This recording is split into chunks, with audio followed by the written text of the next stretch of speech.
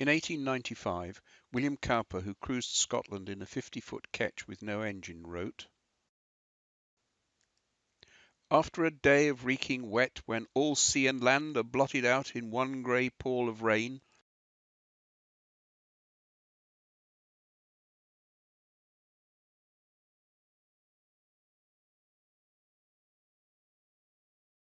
while the fierce wind sweeps chill and biting out of the murky west,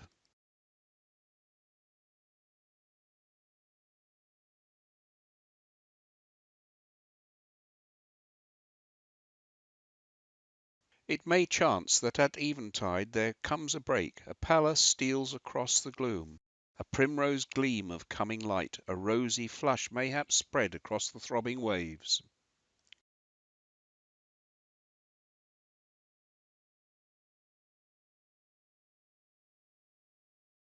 The mists curl up like smoke, the veil is drawn away, and there before the weary rover of the sea, sodden and listless with long hours of drenching rain, rises a fairy picture.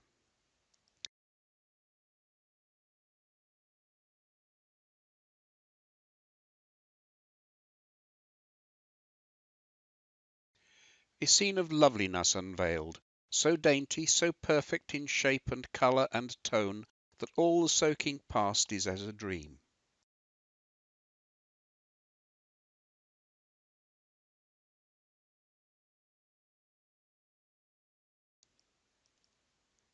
And one blesses heaven for granting such sights to the weary sons of men.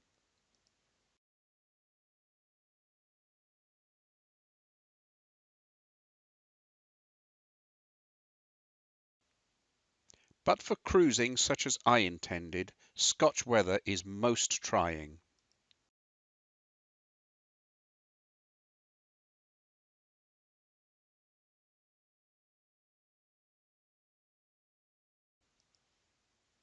Such are the sights of the Highlands, but to enjoy them something must be suffered. Beauty like this is rarely shown except to those who are ready to dare much and endure more. That is from Sailing Tours, Volume 5, 1895.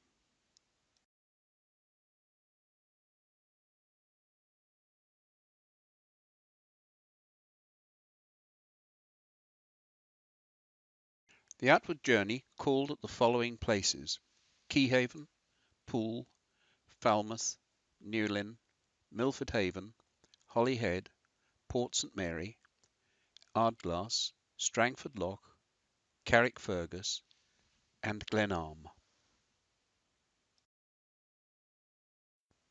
The Solent to Poole, about 20 miles.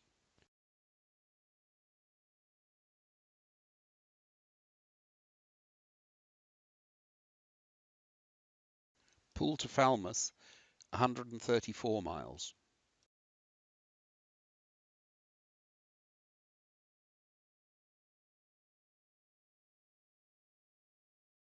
With the weather deteriorating, we went up the Fell to the pontoon at Ruan Creek to hide for a few days.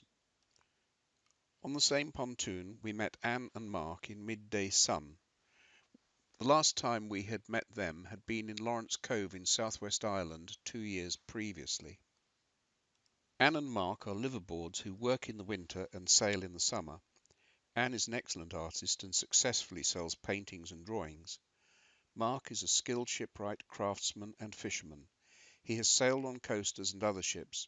His experience and gentle wisdom are well worth listening to. After wintering in Falmouth, they were on their way to Spain in company with a Nick 35 called Nation. Midday Sun is a beautifully prepared Tradewinds 35. Everything is workmanlike, solid, and seaworthy.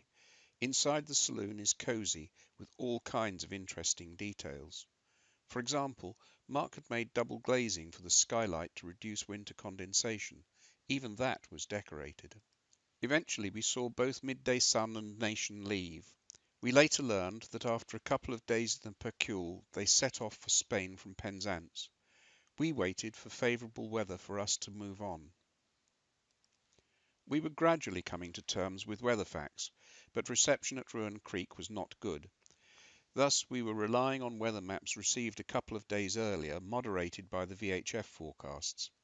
As can be seen, the weather for the 16th was looking fairly quiet, provided we could get round the Lizard and Land's End, and were prepared to motor sail as the direction was not encouraging. The passage from Falmouth to Newlyn, around the Lizard, is about 39 miles.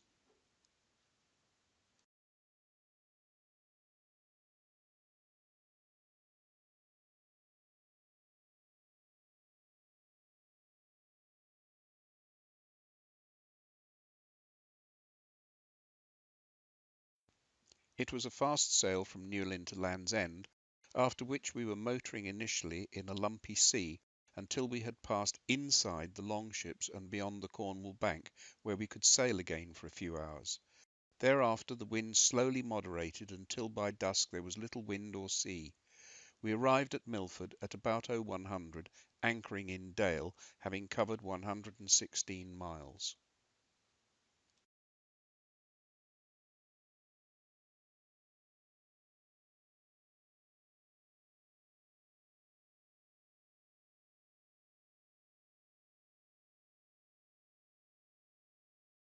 The engine was showing signs of being short of cooling water, so we moved to Milford Haven Marina. It would be 3 days before an engineer would be available, during which time the Eberspatcher cabin heater failed. The weather was persistently foul. Most of the CA Round Britain fleet were also stuck there, so we did not feel too hard done by. The engineers checked the engine and could not find a major fault. The cabin heater was sent away for a repair. It would take over a week.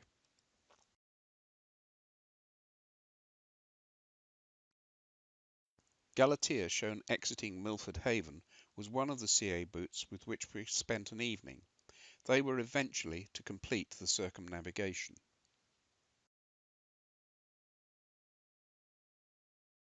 The heater came back, but had been smashed in transit, so it had to go back again for another week. This was depressing, so in a gap in the weather we went upriver to Loreni and found a buoy on which to change the scenery and lick our wounds.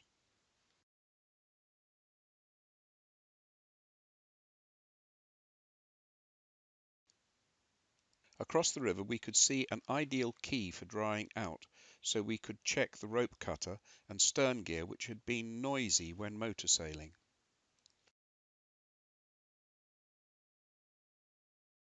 After floating off, we spent a night on a buoy off Loreni Quay. 3 times it was necessary to hand prime the cooling water to get the cooling water at all. This looked serious. Back in Milford, the engineer dismantled the water pump and found wear. A phone call to Peter at Marine Power got a pump in the post that night. The Eberspatcher was successfully installed again. We were nearly ready to go again after 3 weeks' delay. Just before we went, Robert, who has a Rustler 31, came on board for a chat, during which I mentioned that our ST4000 autopilot was creaking and was unlikely to make it through the trip.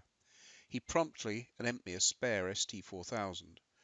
For a couple of weeks we were able to use our autopilot on the monitor as illustrated, but within 3 weeks it was almost unusable, so Robert's generosity certainly saved us a lot of further aggravation. It was a generous gesture to someone we had never met before. Thanks, Robert. Our next leg from Milford to Haven took us to Holyhead, passing Skoma, the Bishops and Clarks, and South Stack on the way.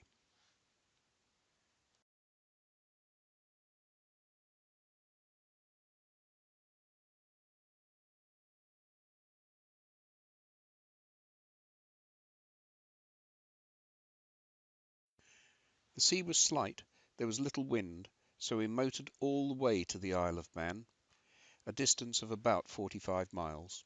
We expected to stay at Port St Mary for a couple of days. On the second day we went ashore to find the post office and for a pub lunch and a walkabout.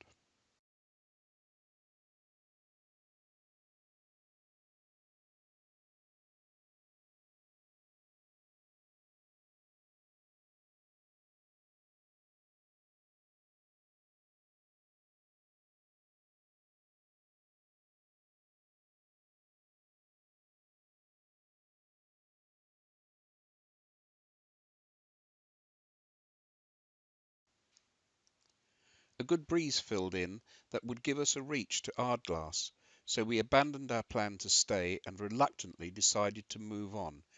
We liked Port St Mary. It means we still have to explore the Isle of Man. Exiting via Calf Sound is a little bit tricky, but saves a great deal of distance.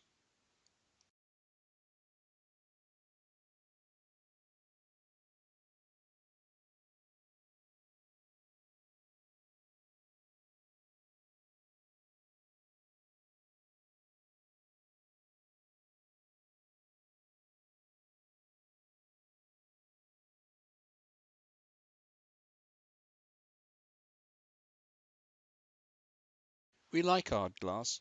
It is small, unpretentious and conveniently located. Our original plan had been to press on to Belfast and beyond, but with the prospect of being stuck by weather in the rather costly Bangor Marina, we opted instead to go up into Strangford to see if we could find Tamaray, another rustler with whom we had only been in email contact.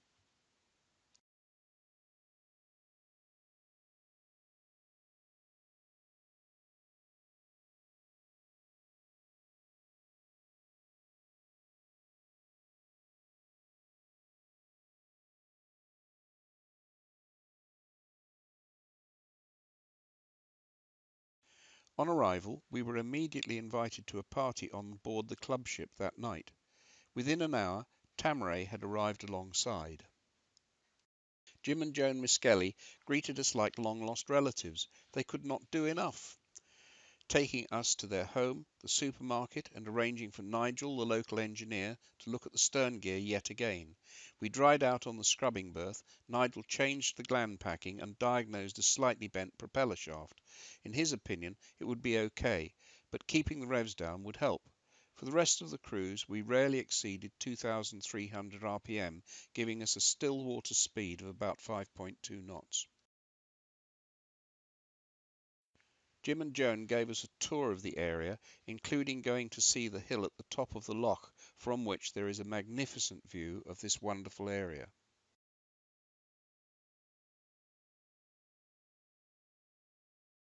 The channel to Down Cruising Club is both narrow and shallow, so we left when there was plenty of water and anchored for the night at Audley's Roads before moving on to Carrickfergus, where we were to meet another rustler, Kittiwake, owned by Ken and Annie Baird.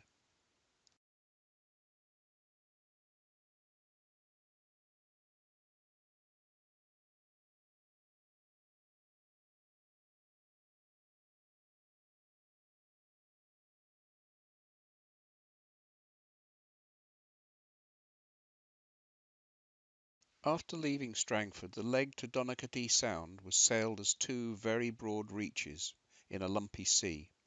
As we approached Donaghadee Sound, the wind faded and we had to motor the rest of the trip, a total of 40 miles. During our stay in Carrickfergus, we were entertained and shown round by Ken and Annie Baird, whose rustler Kittiwake was ashore being coated with the new Copperbot antifoul. Our tour around Belfast showed what a beautiful city it is. Meanwhile, we enjoyed a walk round Carrickfergus Castle close to the marina.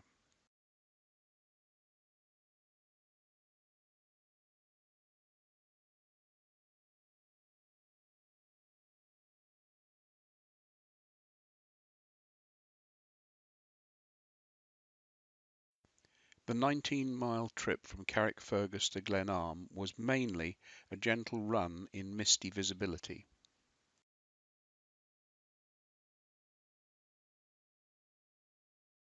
Glenarm is one of Ireland's best-kept secrets. It is a tiny marina on the Antrim coast, perfectly located as a jumping-off point for North Channel. So far, it hardly appears in pilot books. We only heard about it from Ken and Annie Baird.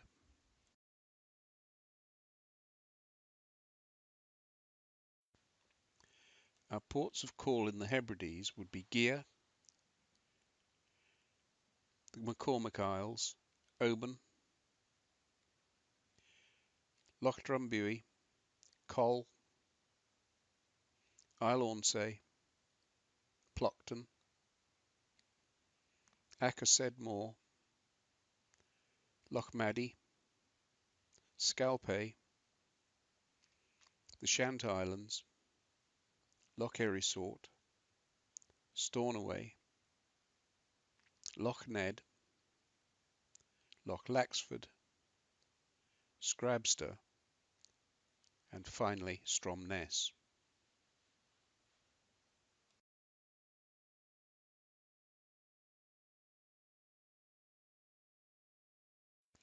The 36-mile leg from Glenarm to Gear was mainly motoring in misty visibility.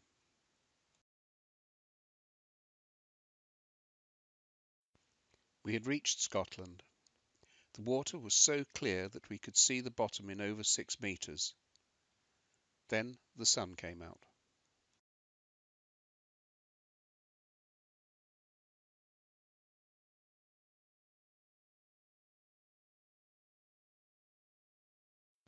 The anchorage felt very secure, although the approaches are rather rock-strewn. Gear looks fascinating, but there was a good weather opportunity to move on the next morning, so we did not go ashore. Gear has yet to be explored by us.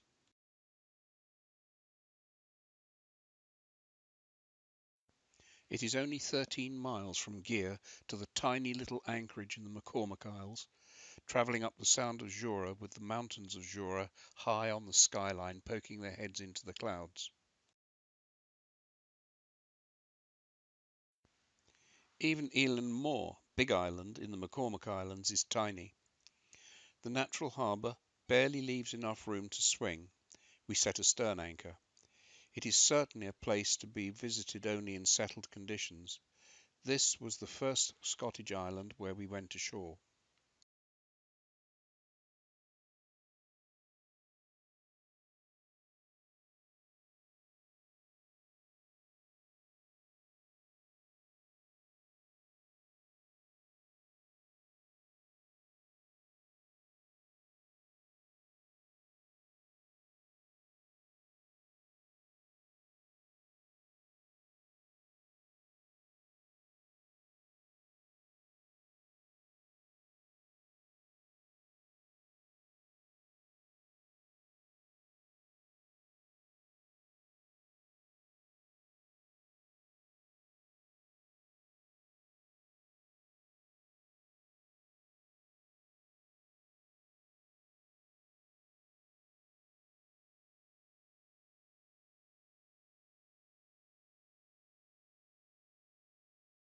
We returned on board for a quiet evening.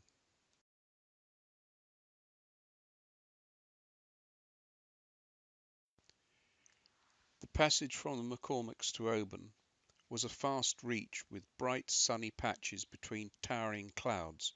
We passed Corryvreckan and Fladder Sound before reaching Oban after travelling 36 miles.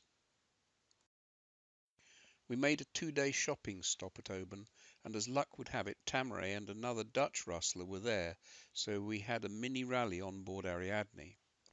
I had managed to lose my Scotland West cartridge, but a phone call to CMAP meant I was able to pick up a replacement at Nancy Black's chandlery.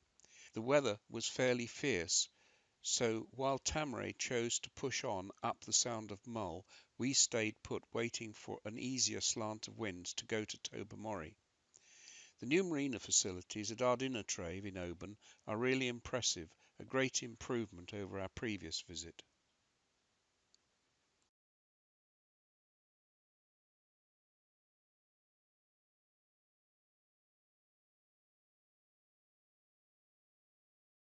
The Sound of Mull is about the same size as the Solent from the Forts to the Needles, and we travelled the length of it, going into Loch Drumbuie, which we felt would be more sheltered than Tobermory.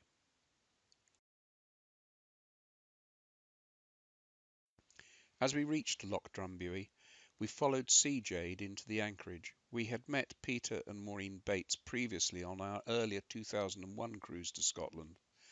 They cruised with 2 red setters on board. We particularly admired the conservatory that they had for their boat, ideal for Scottish weather and very easy to erect.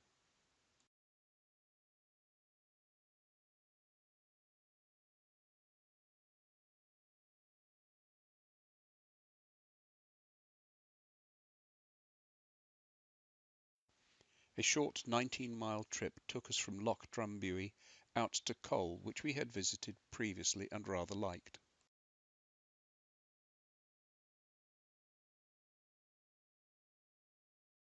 We liked Cole. Unfortunately, the restaurant that had just opened at our last visit had already been shut down, so we went for a walk, observing the wonderful name for a summer house, La Cituterie, winding up at a hotel where Dan had a magnificent seafood platter.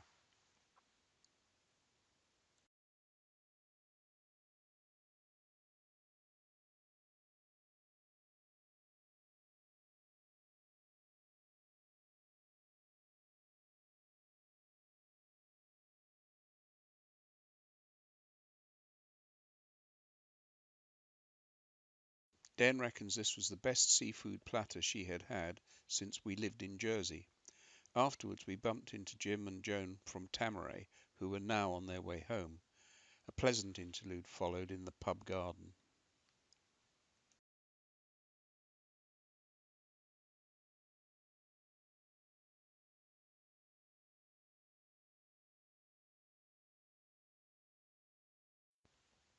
The 39-mile leg from Col to Ilornse took us inside the small islands and up the Sound of Sleat. Ilornse is a safe, well-protected anchorage.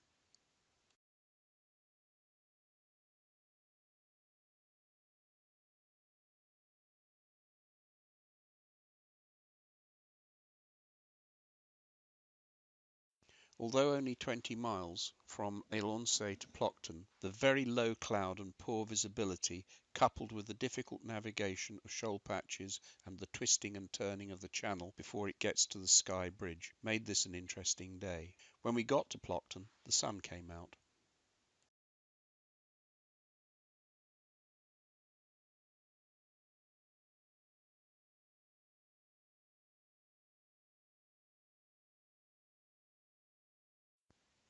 Plockton is a gem of a place, full of interest.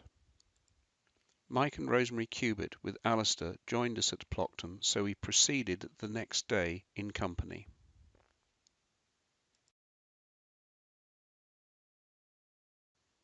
It was less than 10 miles to the Crowlin Islands, where we anchored in a sheltered bay for lunch.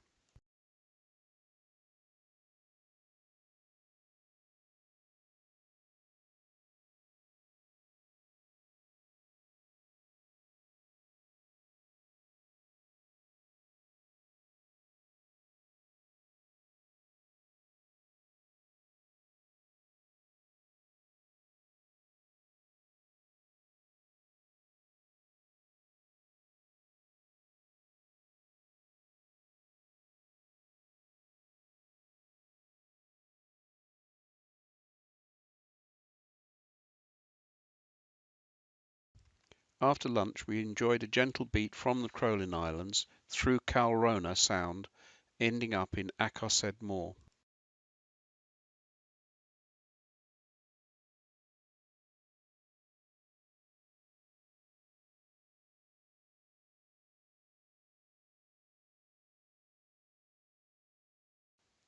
This is our favourite Hebridean anchorage.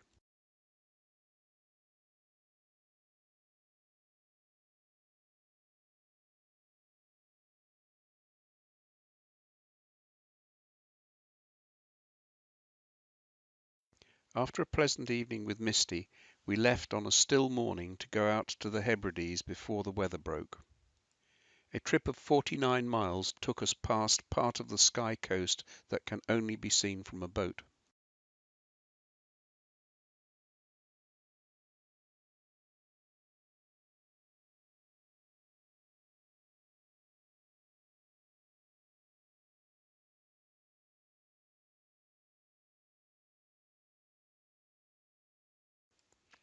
We rounded Rubahunish and passed inside Trodday.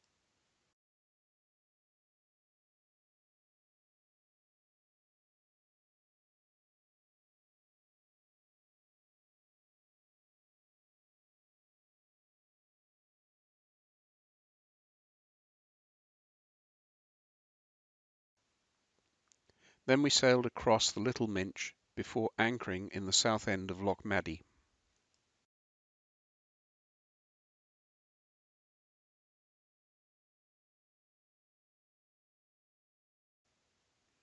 We shared the anchorage with Praxis, an Irish boat en route to the Faroes, a delightful couple to meet.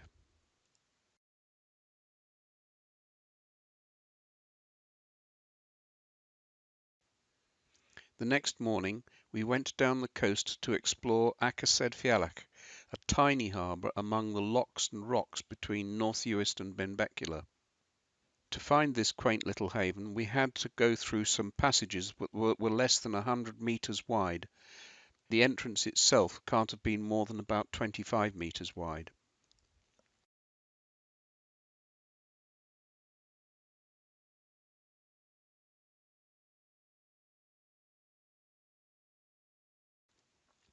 Akersedfjallak is a small, bleak and remote anchorage, but totally safe.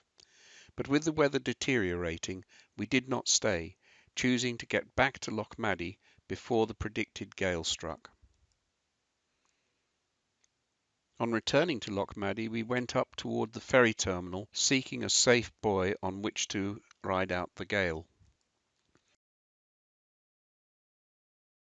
We were lucky. A buoy was free. The owner of Cornish Lady had confirmed with the locals that these buoys had been serviced. The gale was likely to be so bad that we removed the Genoa. At first, the wind was southeast.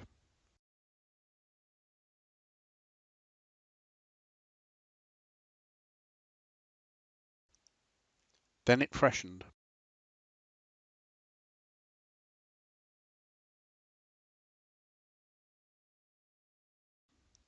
For a while it was quite uncomfortable, because the stern swung uncomfortably close to a large rock until the wind veered further.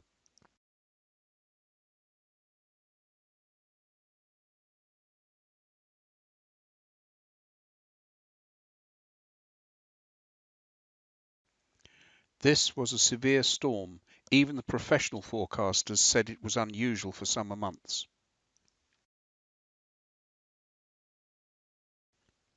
The weather was vile. During the evening the wind increased and the barometer fell rapidly.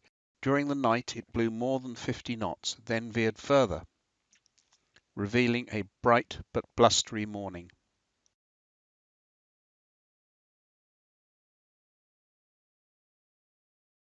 The trip across the Sound of Harris to Scalpay was just over 25 miles.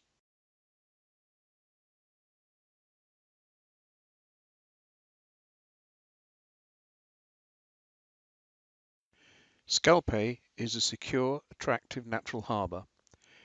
After the wildness of Loch Maddie, it felt very snug. We went ashore for a walk round. There is little there, and the tweed factory has closed down.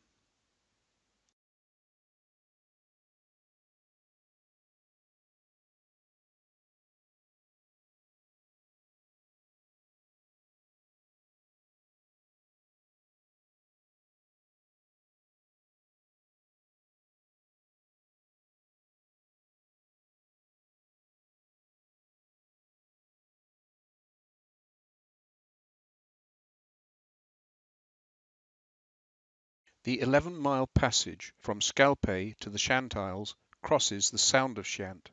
This is known in legend as the River of the Blue Men and can be very rough.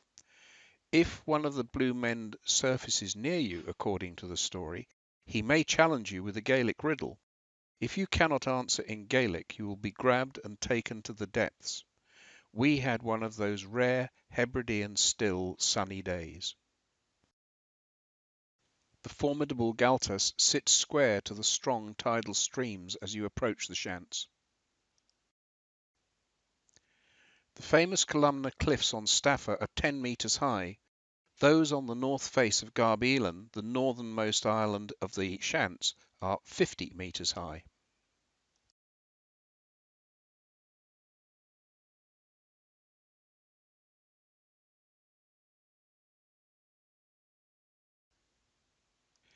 Everywhere you look, there are rafts of puffins, guillemots, shags, and fulmars on the surface, and flocks overhead.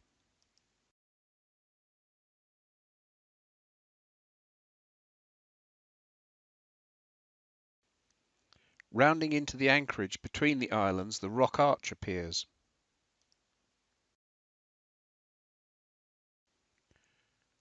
On a still day, it is an idyllic place, but it does not feel very secure.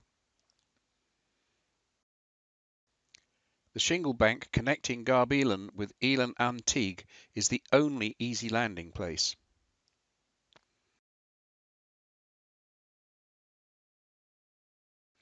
A scramble over rough turf reveals wonderful views across the Harris and the Galtas. The island is owned by Adam Nicholson, who keeps it in a wild state. He welcomes visitors who have made the effort to get there, but rarely visits the islands himself. So far, he has succeeded in keeping the eco-meddlers such as RSPB out.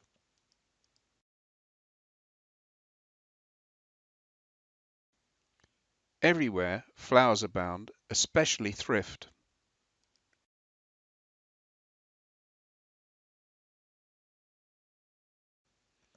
The only remaining building is the bothy. It is not locked and there is a visitor's book on the table inside.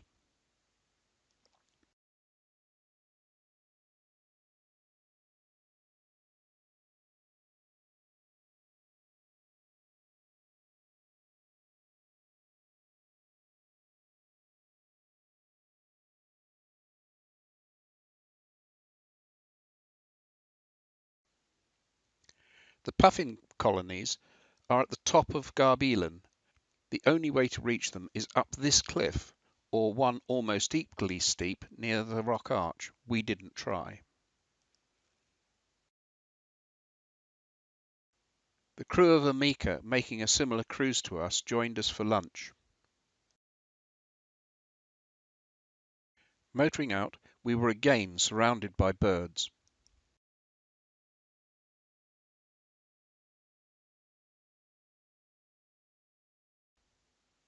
The visit to the Shants was undoubtedly one of the highlights of the whole cruise. Landing on the third island, Elan Muir, is extremely difficult, but its lush grass used to support a large flock of sheep.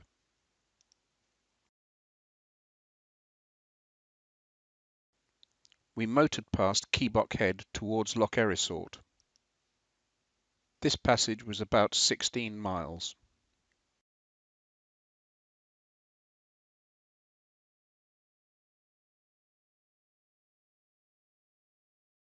Inside Loch Erisort, we found Crowmore.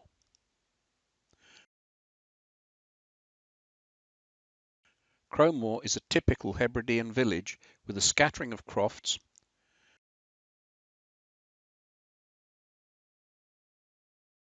and odd little bothies by the waterside. We needed some shopping, so we took the 7.5 mile passage from Loch Erisort up to Stornoway.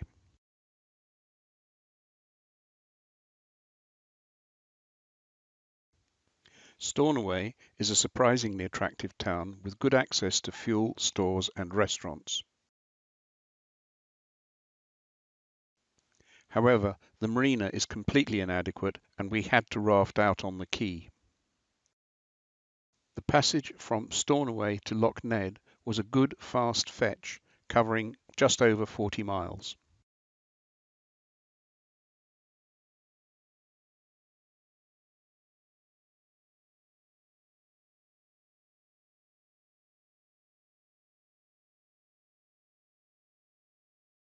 Loch Ned is a gentle wooded haven set against the bleak grandeur of the Sutherland coast.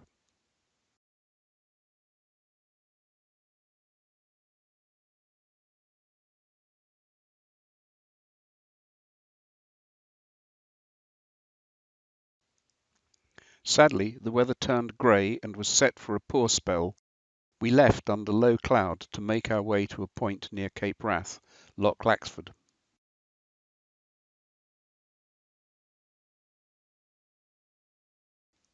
A muddy anchorage required serious use of the deckwash pump.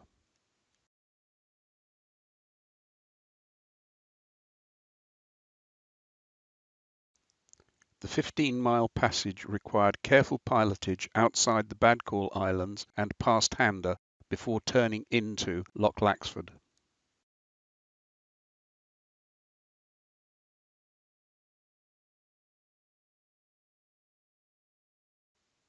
After passing John Ridgway's outward bound centre, we found a quiet little cove in which to anchor.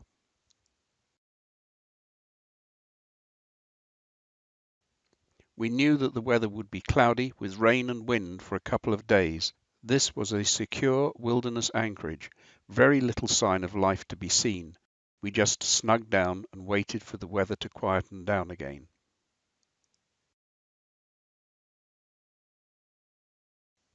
Often the cloud was right down on the low hills.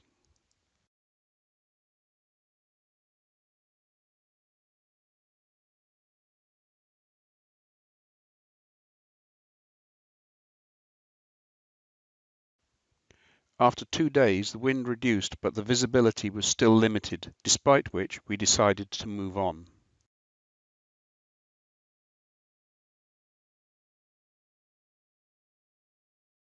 The next leg of the trip took us round Cape Wrath in very poor visibility, past the entrance to Loch Errieball and along the Scottish coast to Scrabster, a total of some 61 miles. Approaching Cape Wrath, the cloud base shut down to about 30 metres.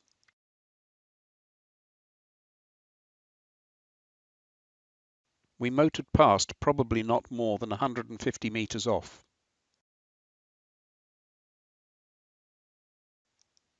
Shortly after rounding Cape Wrath, the visibility at sea level started to improve. Within half an hour, the sun shone.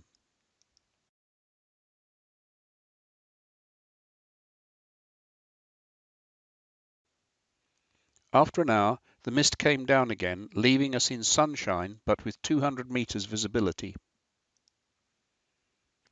2 dolphins with unusual colouring played with us for a while. They made off into the mist.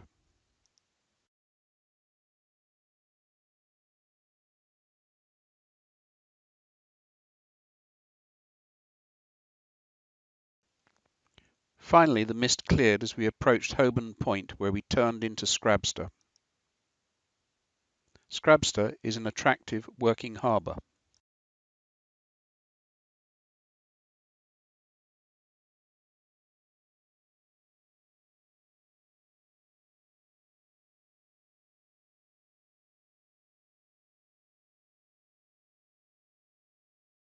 Our trip across the Pentland Firth was probably the roughest trip of the cruise. Even a force 4 reaching wind was shaken from the sails, so the engine had to be used. In all, we covered 21.5 miles.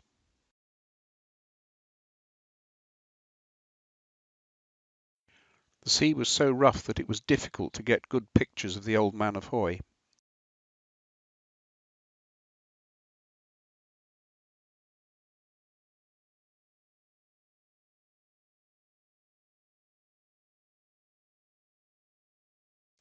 The 1,000-foot cliffs on Hoy are among the highest in Britain.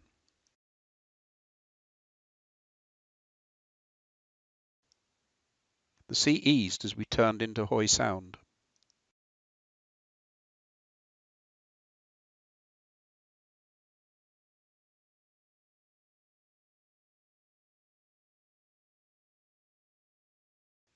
There is an excellent new marina in Stromness on Orkney mainland.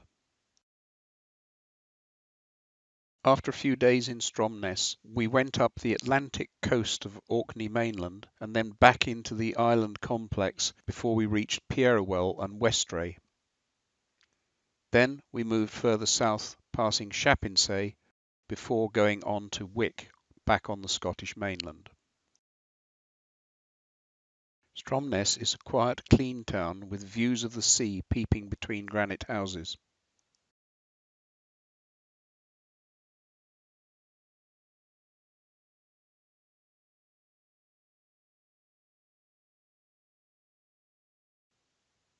We tried to hire a car to explore mainland, the largest Orkney Isle, but the fleet was all committed, so the hire car boss loaned us his own car for 2 days.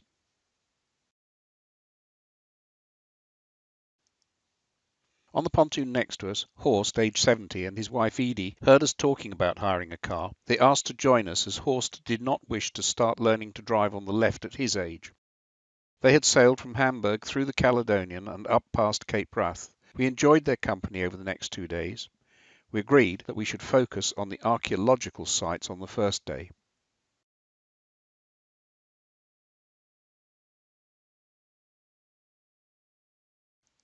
The standing stones at Stennis are truly ancient. More ancient than the visitors. Dan and Edie hit it off together right away.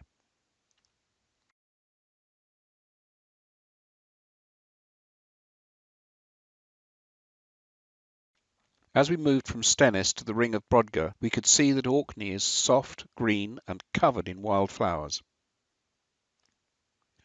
The Ring of Brodgar is a huge circular structure. Why? What did it do? No one really knows.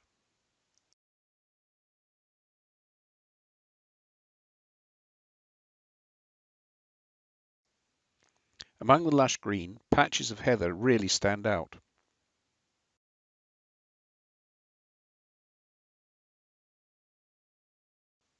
Together with fields of wild flowers in a macaire.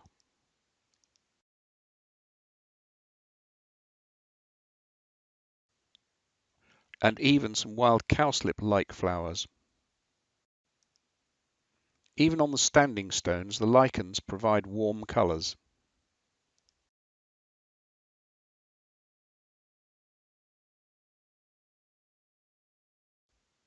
A visit to Yesnaby demonstrated that we had been wise to hide from the Atlantic weather. To the west, America. To the north, the pole.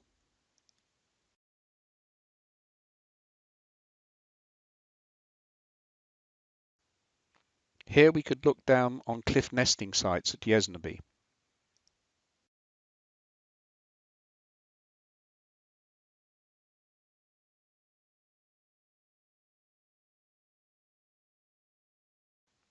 Most of Orkney is green and agricultural with many herds, mainly of beef cattle.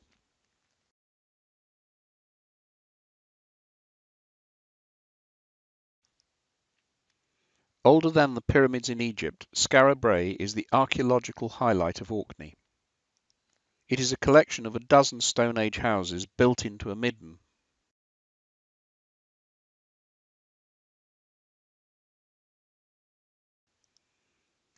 Several pieces of stone furniture, such as this dresser, are clearly visible.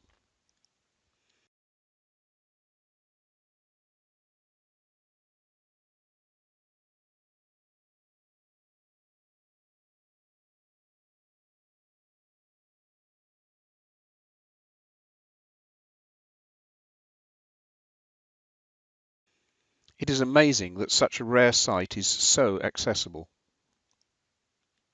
The village was effectively underground. It took 5,000 years to rediscover the shopping mall.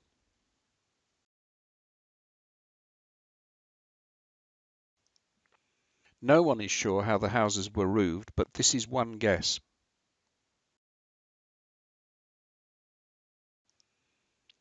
Moving on, we stopped briefly at the Earl's Palace, one of many such sites on Orkney. Kirbister is a reconstructed croft farm. The open hearth is the centrepiece, the smoke going out through a hole in the roof. The rope over the fire was used for curing meat and fish.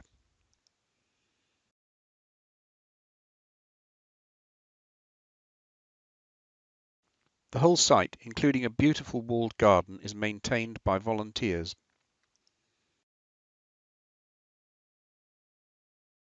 At Corrigal, there was a wonderful collection of ancient farm implements.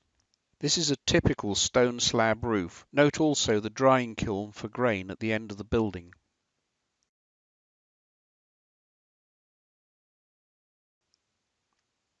Even St Magnus Cathedral in Kirkwall is 800 years old.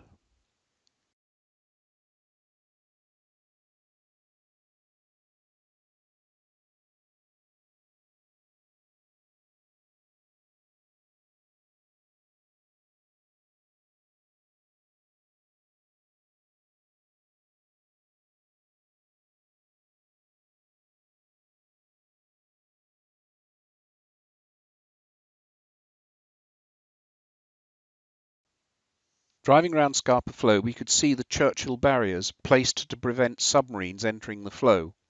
While they have improved the land access to many of the smaller islands, they also make yachting around the Orkneys much more difficult, forcing you to go either into the Atlantic or down into the Pentland Firth to get north from Stromness to the Northern Orkney Isles.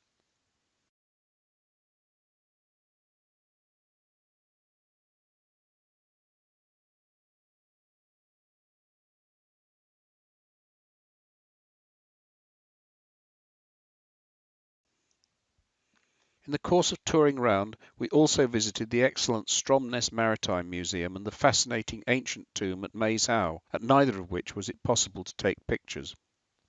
There are many crofts still working on Orkney. After a fairly hectic couple of days, resting on board during a day of rain was almost welcome. Horst and Edie set off for Wick in their smart sloop Auguste. Horst and Edie's plan was to pick up 2 children in Scotland, go up to Shetland and on to Norway before returning to the Elbe. The way the weather turned out over the next few weeks, it would be remarkable if they succeeded in this ambitious journey, though we later found out that they did.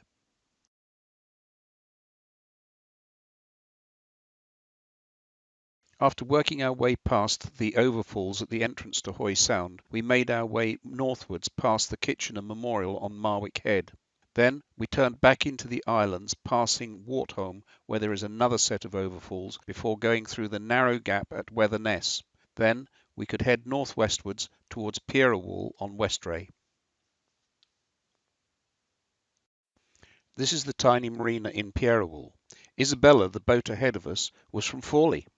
On the second evening we were collected by the main hotel, where we had an excellent meal before they returned us to the harbour. Excellent meal and typically Orkney-friendly helpful service. The next day we decided to explore Westray, so we hired a car from Dorothy. £24 cash, no paperwork.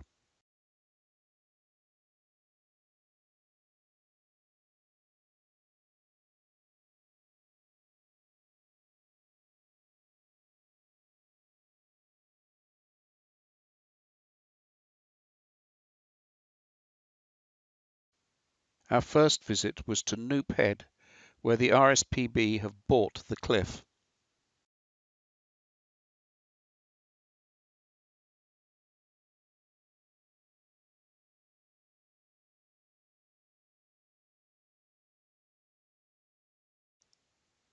This is Noltland Castle.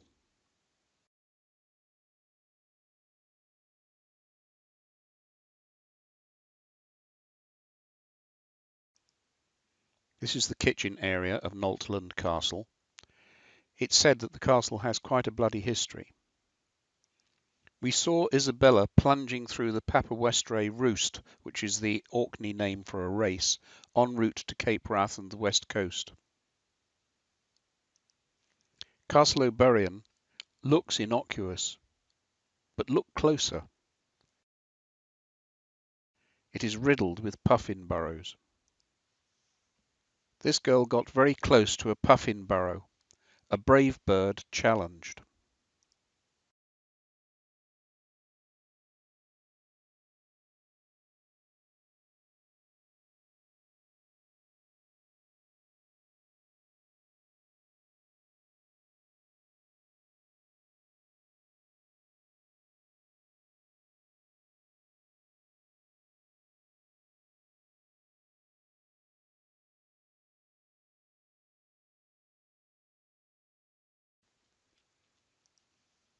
Then it was my turn to get close.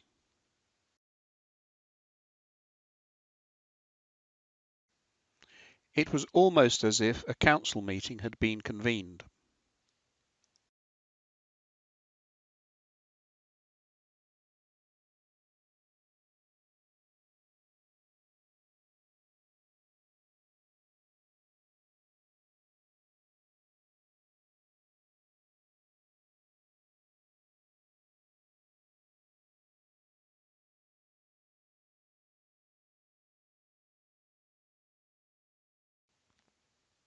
Throughout Westray there are disused buildings like this watermill.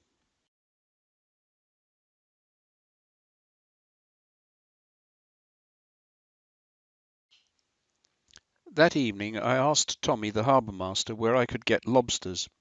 First try was Westray Fish Processors, who usually work with crab meat. They had just sent their lobsters to mainland, but one of the retired fishermen had a lobster tank. After chatting to him for a while, he took £10 and promised to give Tommy a couple of lobsters. Tommy would then cook them and deliver them to the boat.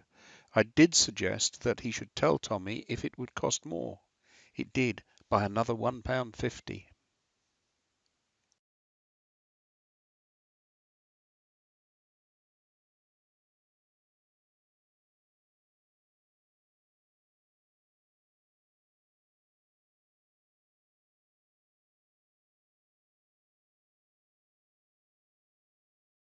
Having had a few days of northerlies, the first part of the trip from Pierrewol to Chapinsay was lumpy, but once through Weatherness it was a fast reach in a strong, favourable tide, 20 miles of fascinating pilotage.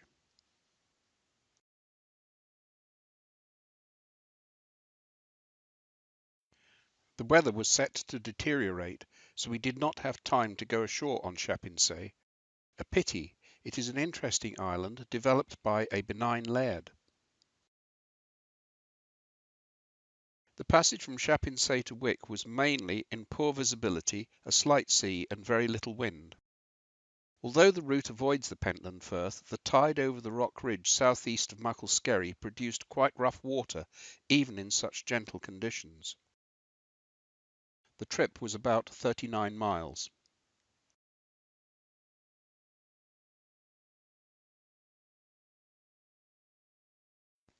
In grey North Sea weather, we went from Wick down to Lossiemouth, where we stayed for a few days, going ashore to visit our friends Mike and Rosemary.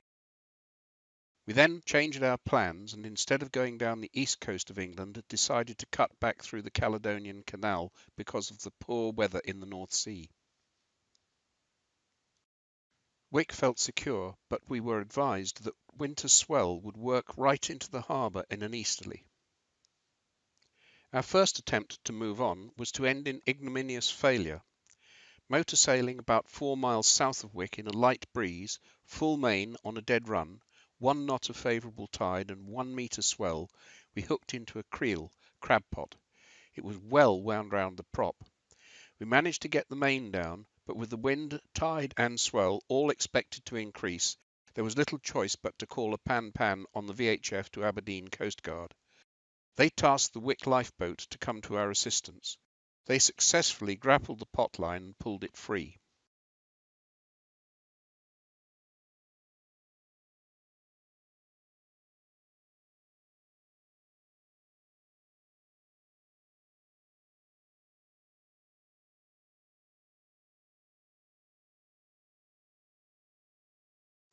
Here they are manoeuvring close in to grapple the line, sometimes less than a metre away.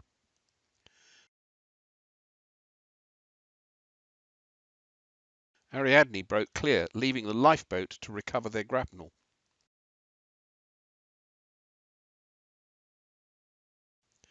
The lifeboat had quite a struggle to get the grapnel back.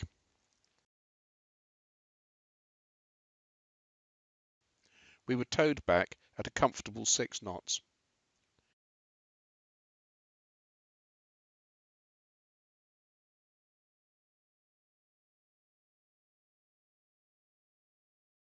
We were directed to a portion of the wall where we could dry out and examine the stern gear for the 3rd time. At first all went well, but as Ariadne took the ground nice and level, the stern was on firm ground, but the toe of the keel went on working in.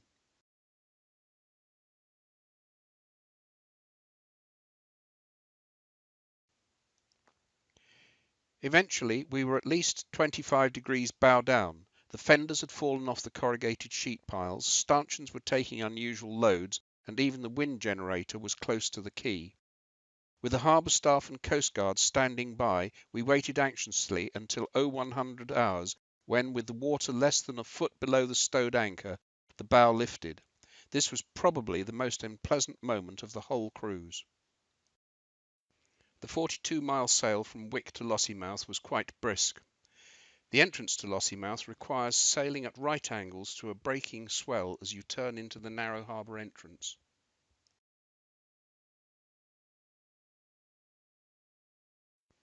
Once inside, Lossiemouth is a snug place to leave a yacht. We watched this boat arrive in the swell.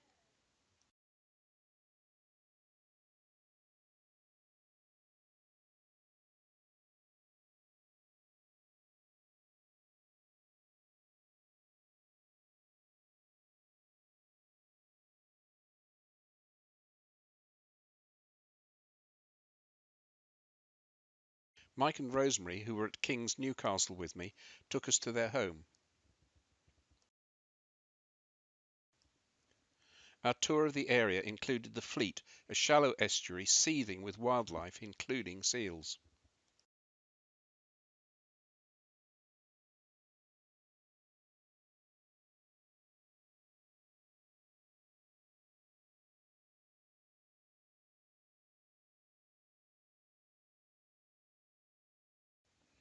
It was a welcome break of 3 nights ashore. Then Mike and Rosemary ran us back to Lossiemouth.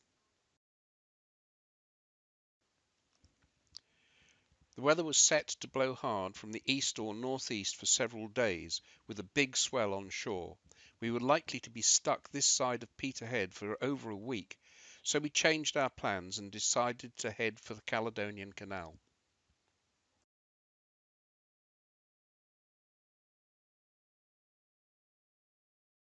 Northeasterly winds gave us a run throughout the whole length of the canal. Entering the canal at Clachnahary, we went on through Loch Ness, Loch Oich, Loch Lochy, and eventually came to Neptune's Staircase at Banavie before going down to Loch Linney and on towards Oban. Into the Caledonian at Clachnahary.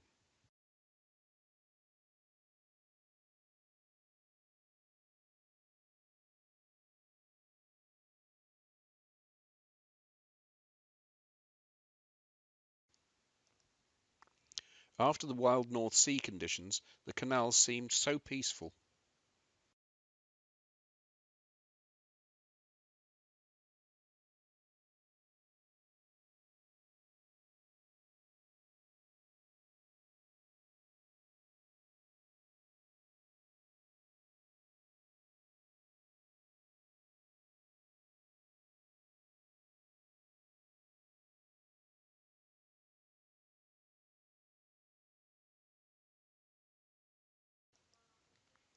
The wind is either with you or against.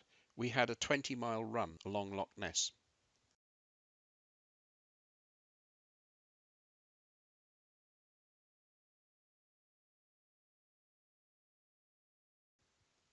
It was very sociable locking at Fort Augustus, but we had to beware of the charter boats.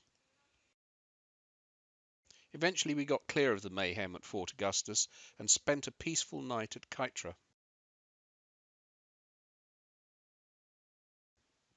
All the locks are immaculately maintained by the keepers.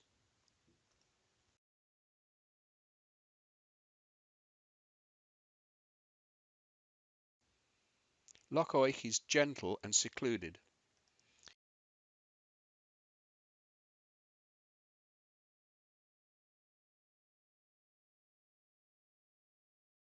In places Loch Oich is very shallow, but it is well buoyed.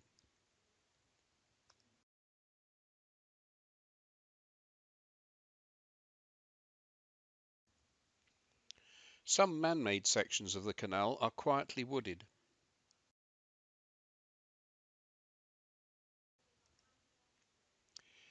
This is me sitting in the shade using the remote autopilot control. Another run down Loch Lochy. For much of the canal transit we were in company with Aldarion.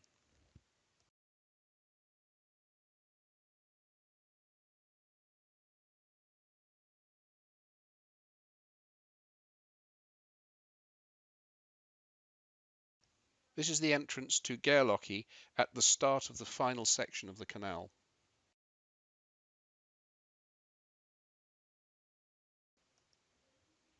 Our first view of Ben Nevis.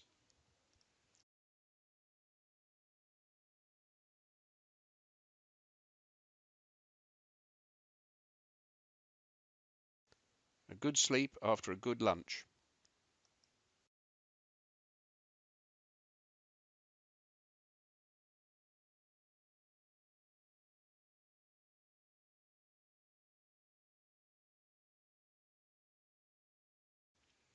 Here we are entering the 8-lock Neptune staircase.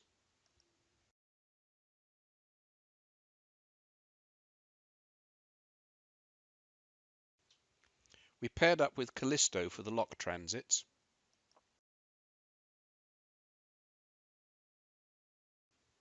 We found ourselves leading the fleet towards the Korpak lock.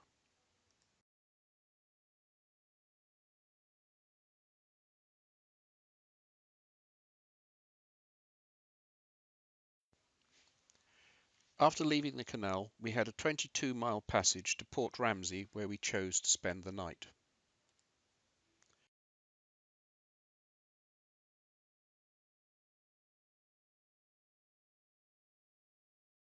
Looking back along the Great Glen,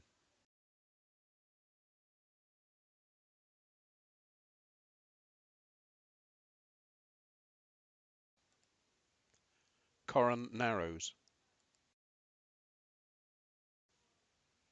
passing Ballachulish,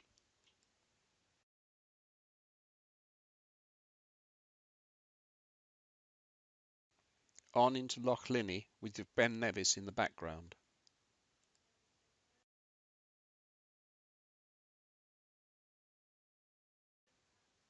Port Ramsay.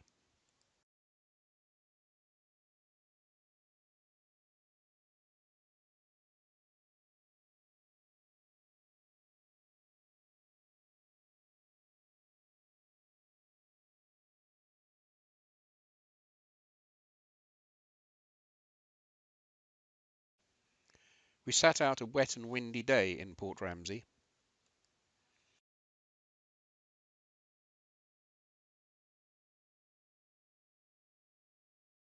As the weather lifted, we made our way to Oban, only a few miles away.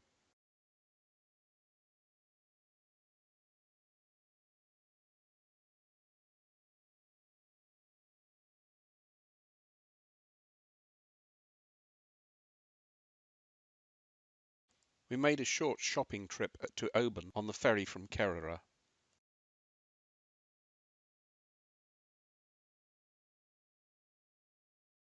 When in doubt, go to Puldorren is a saying often heard about this area. Although short, this was a lumpy motor sail almost directly into a brisk wind and a lumpy sea.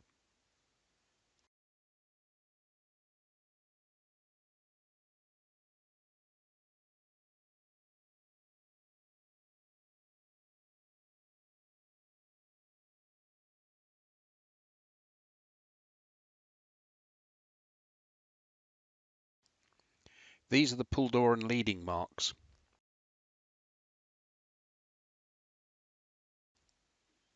Dairn weighing the anchor, washing it as it comes up.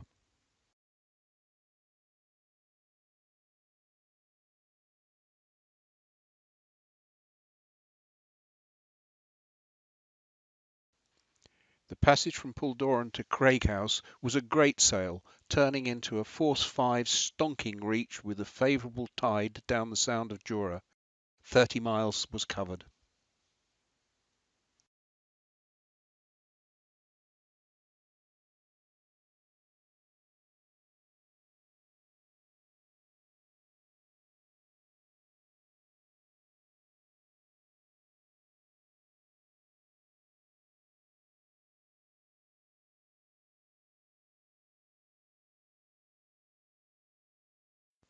Our trip home from Scotland involved calls at Glenarm, Bangor, Ardglass, Howth, Milford Haven, New Grimsby in the Scillies, Falmouth, Newton Ferrers, Salcombe, Dartmouth, and back to the Solent.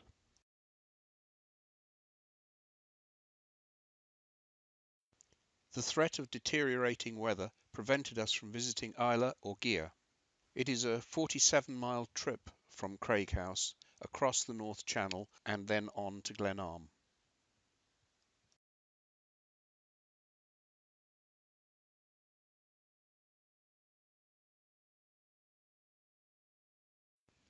passage of 17.5 miles took us from Glenarm to Bangor.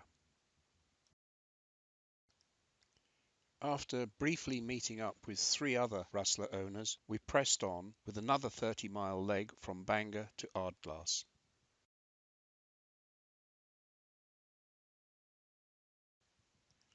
In Ardglass we were entertained by the daily feeding of Sally the seal.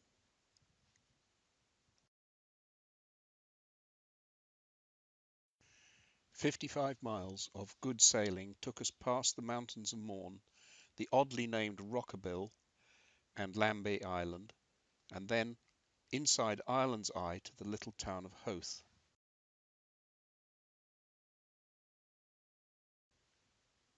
We chose to spend a few days in Howth. It turned into a fish fest.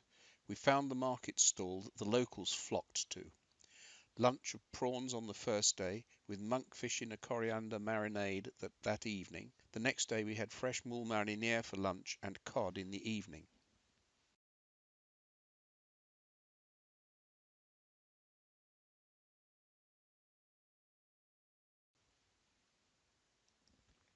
The village of Howth is up a steep hill. Supplies are adequate, quality good, but choice limited. The next leg from Howth to Milford Haven started with a good force 6 broad reach in flat water, but after crossing Arklow Bank the wind failed, resulting in a long plug under motor to Milford Haven.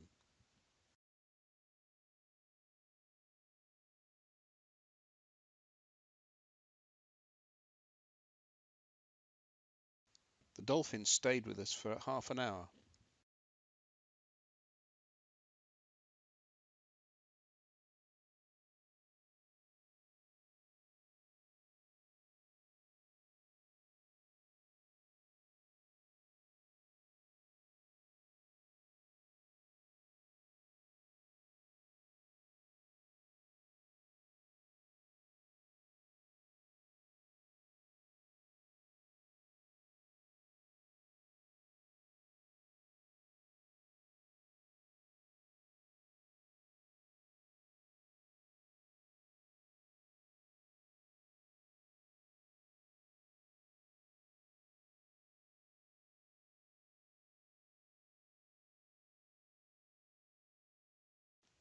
We rounded St Anne's Head at midnight before anchoring in Dale.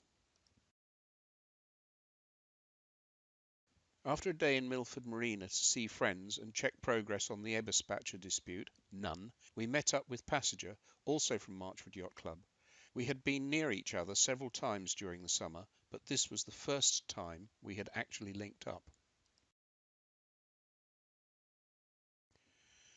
Mike and Janet left in the evening to head direct to Penzance. We waited till the next morning.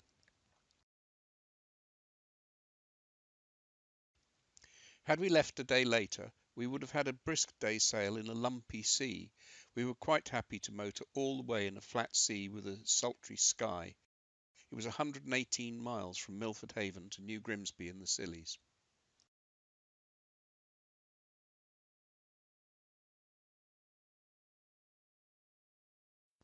We stooged around outside New Grimsby till 05:30, when there was just enough light to see. However, as we entered New Grimsby Sound, the visibility dropped to about 100 metres. We could not see Hangman's Rock and Cromwell Castle at the same time.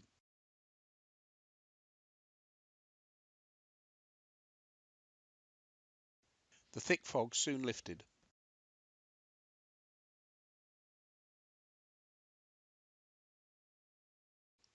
There was a pink dawn in the sky.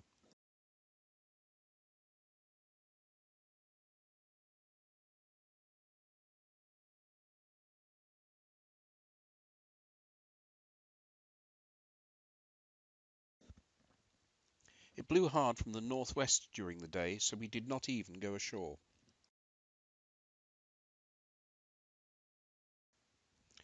This is Hangman's Rock. The launch, amazingly, is called Lightning.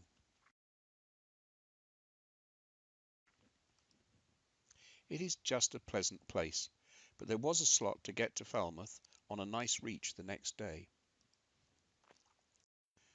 Leaving New Grimsby to the north, we passed Round Island, St Martin's, Wolf Rock, the Lizard, and then rounded up towards the Helford, anchoring in Durgan after 54 miles. It was a great sail past the Wolf Rock. After rounding the Lizard, a reef was taken in, and the first reef car jammed in the boom. This was the first non-engine gear failure of the cruise.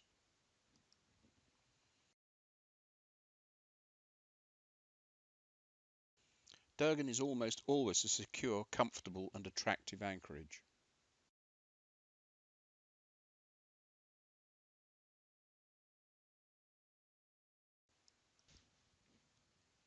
We were on our way up to Ruan Creek when we met Midday Sun, just returned from Spain. They advised us to use the Turnaware pontoon, which we did. It was quite a reunion, and we retired up to Ruan Creek the next day to recover. On the third night we anchored before returning to the marina at Falmouth, where we met up with Paulinia. Francoise and Chris had invited us to join them at the OCC dinner at the Royal Cornwall. Good evening. Next day we went over to St Mawes to visit an old friend of the family.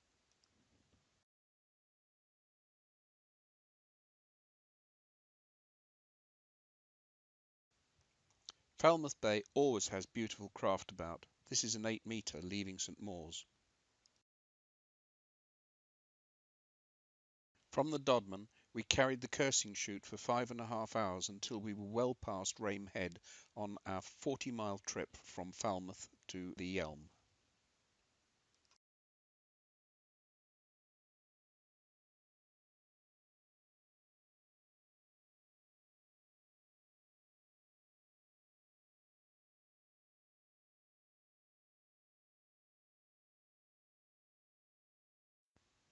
The approach to the Yelm,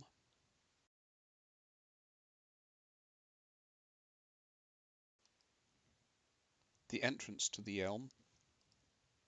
The pontoons and visitors' moorings were packed. It was August Bank Holiday, so we went on up the river and found a buoy at Kitley.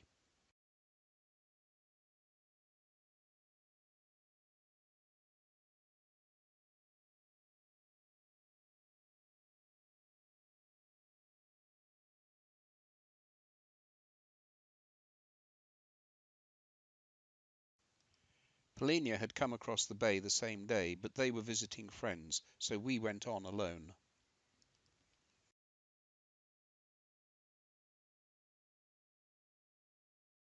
Okay, it is a silly idea to beat against the tide, but the water was flat, the sun was out, and it was just pleasant to be out on the water.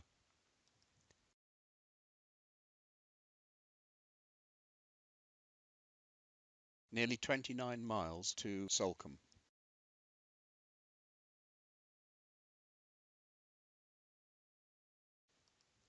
Salcombe was lively with holiday makers, but it has few other attractions, except that we met up with 2 other rustlers, Spirit of Rosinis and Sophie, and enjoyed being entertained by both. It took 2 days for the sea to settle down after a brisk easterly sea breeze.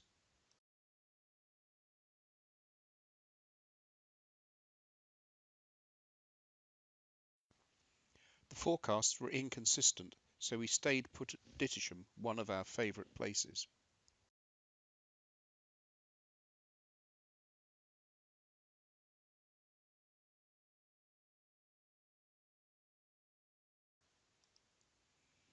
Dan just enjoyed relaxing in the sun.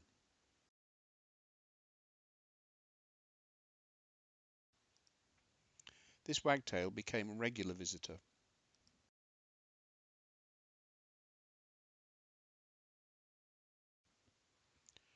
Passenger came up to join us for an evening. We went on the next day.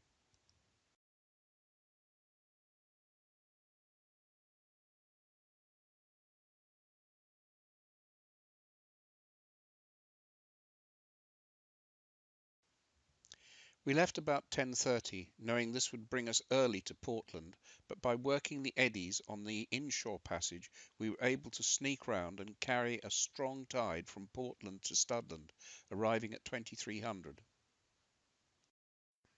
We logged just over 68 miles.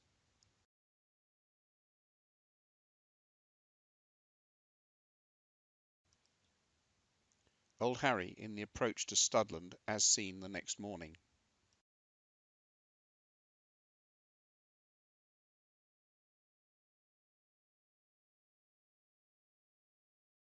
We were now almost on our home patch, and 14 miles took us from Studland to Keyhaven. Later we spent a quiet evening anchored in Newtown. The strong tide showed we were home in the Solent. The evening with Passenger in Newtown was followed by a flat calm trip to Chichester for an NYC rally. On the way we caught 8 mackerel which Dan marinated and cooked for supper with the passengers.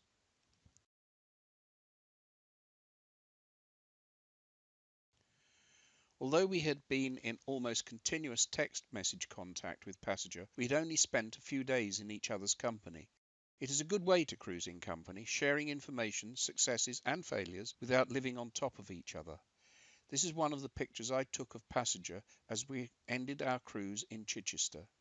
At various times we had also linked up with Polinia, Sea Jade, Misty, Southern Cross, Tamaray, Kittiwake, Spirit of Racinis and Sophie.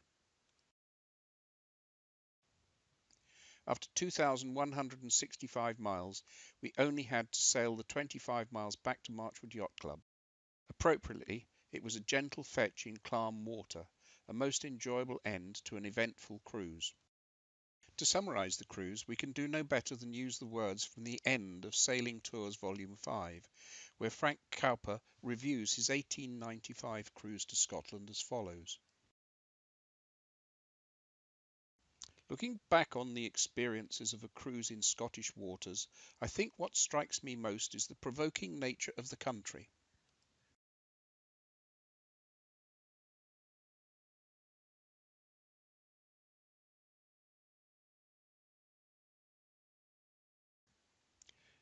The beauty of the scenery is unquestionable. So exquisitely lovely are the lochs and sounds of the mainland and the Western Isles that as one thinks of them, there comes a devouring longing to rush off to them again.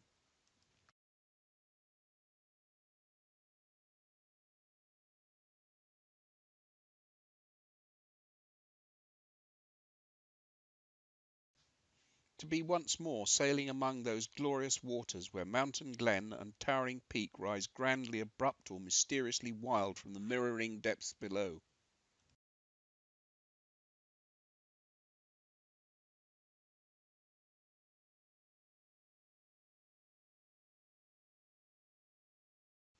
Where warm sun glows on a wondrous wall of marvellous hues.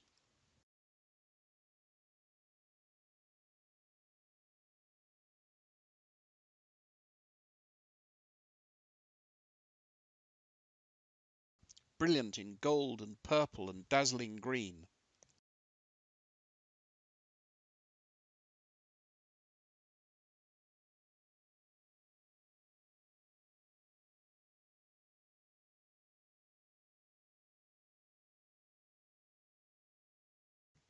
All mellowed and flecked in opal light as the grey mist floats up from some darkling corrie and melts in the smile of the sea and sky as they blend together in radiant blue beneath the midday sun.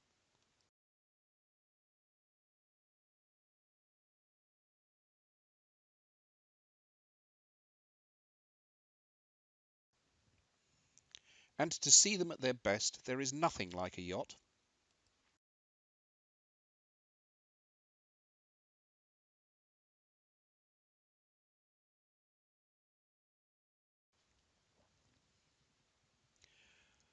Once again, the time has come to set an anchor and reflect that we can never go back to any place for the first time. Goodbye.